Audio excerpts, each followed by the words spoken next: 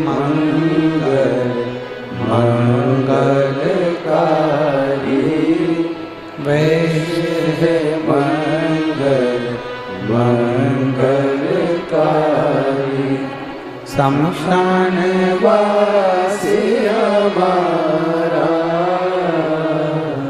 शमशान वासी हमारा ओ भोला सब दुख काटो हमारा ओ भोला सब दुख काटो हमारा।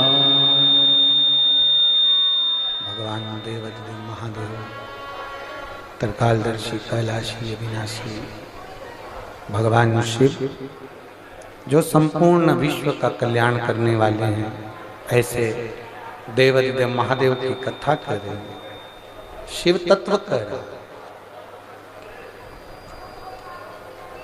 शिव महापुराण की कथा कहती है भगवान शंकर माता पार्वती जी से कहते हैं, पार्वती जी ये सदानंद कार्तिकेय अगर रुष्ट होकर चले भी गए हैं तो इनको मना कर लाने का हमारा काम।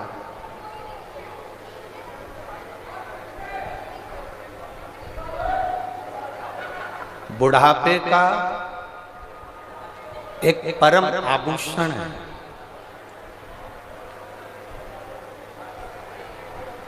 बुढ़ापे में आपके पास धन ज्यादा होगा तो आपको लगता है कि दुनिया के लोग आपको पूछें, नहीं।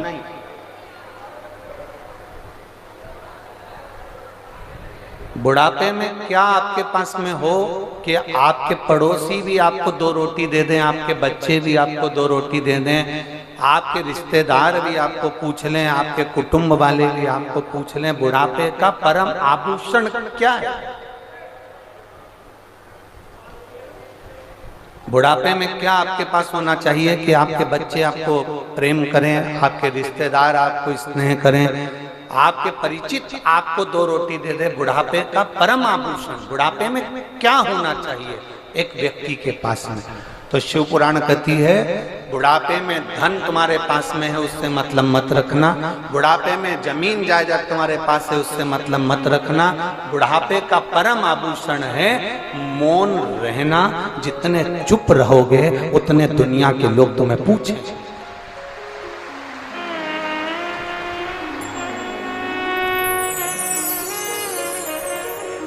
पर महाराज खाया बिना रह जाऊं, देख लो मैं तो बोला ही नहीं, उससे पहले तुम बोल दी।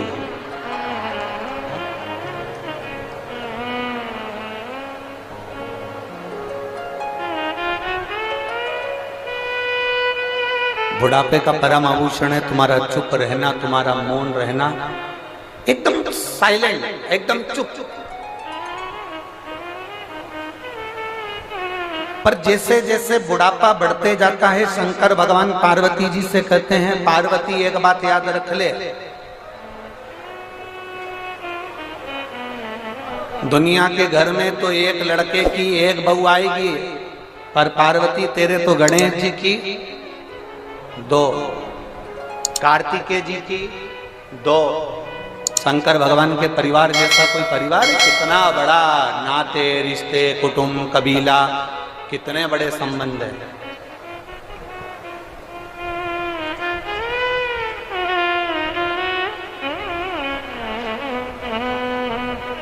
किसी भी देवी देवता में ऐसा वो नहीं जो मेरे देवाधिदेव महादेव में, मेरे भगवान शंकर, मेरे शिव, मेरे ओघड़ी, मेरे शंकर भगवान का परिवार, केवल एक भगवान देवाधिदेव महादेव का परिवार ऐसा है जिसके एक एक बच्चे से लेकर बच्चे तक और उनके शरीर पर जो जो सामग्री रखी है वो तक पूजा जाती है। केवल एक वो शंकर भगवान का परिवार है, उसके सिवा किसी का परिवार। शिव जी के तन पर भस्म है, वो भस्म भी पूजा रहा है। शिव जी के गले में रुद्राक्ष है, वो रुद्राक्ष भी पूजा रहा है।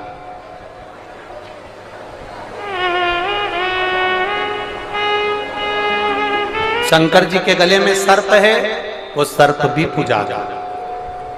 शिव जी के बेटे गणेश जी हैं, गणेश जी भी पुजारी हैं। शिव जी के पुत्र कार्तिकेय हैं, कार्तिकेय भी पुजारी हैं। शिव जी की 6 लड़कियां हैं, जया, विषहरा, सामरीबारी, दौतली, देव और एक जम के बोलो जरा, अशोक सुंदरी, वो भी पुजारी हैं। शंकर भगवान के गणेश जी की धर्म पत्नियां हैं, बोलते जाओ, सिद्धि बुद्धि रिद्धि सिद्धि, वो भी पुजारी हैं।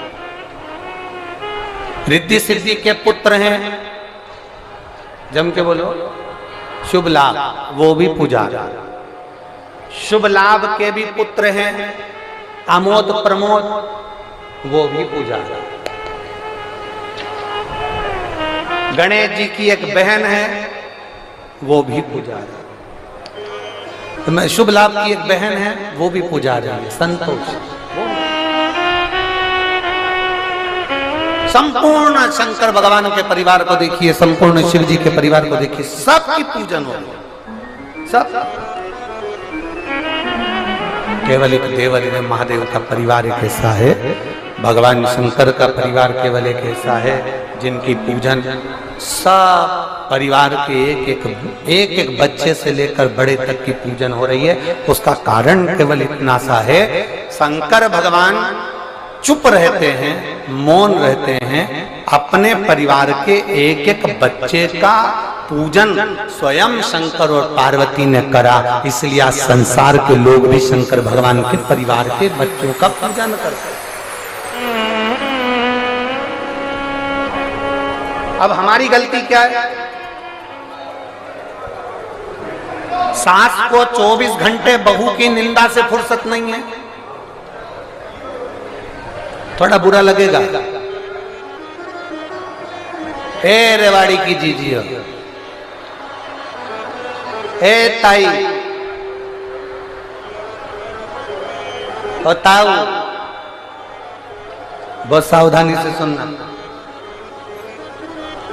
हम अपनी बहू की निंदा में, चुगली में, बुराई में, अपनी बेटियों से अपनी बहू की बुराई कर रहे हैं, रिश्तेदारों से बहू की बुराई कर रहे हैं। इतनी बुराई कर दी कि वो ननंद ने अपने रिश्तेदारों की, अपनी भाभी की बुराई कर दी, मौसी सास ने अपने घर की बहू की बुराई कर दी, क्योंकि हमने अपनी बहू की इतनी गलत छवि बना दी, इतनी गलत छवि बना दी कि हर एक की निगाह में वो बहू गलत हो गई। अब सीखो पार्वती जी से, रिद्धि सिद्धि जो गणेश जी महाराज की धर्म पत्नी थी, जिनको भोजन बनाना भी नहीं आता था, पार्वती जी उनको भोजन बनाना सिखाती हैं। एक बार माता लक्ष्मी उनके घर आ गई और लक्ष्मी जी ने आते से कहा, मैं पार्वती तुम्हारी नई नवेली बहुओं के हाथ का भोजन करूं। कौन बोली? जब जम के बोलो जरा, लक्ष्मी जी बोली।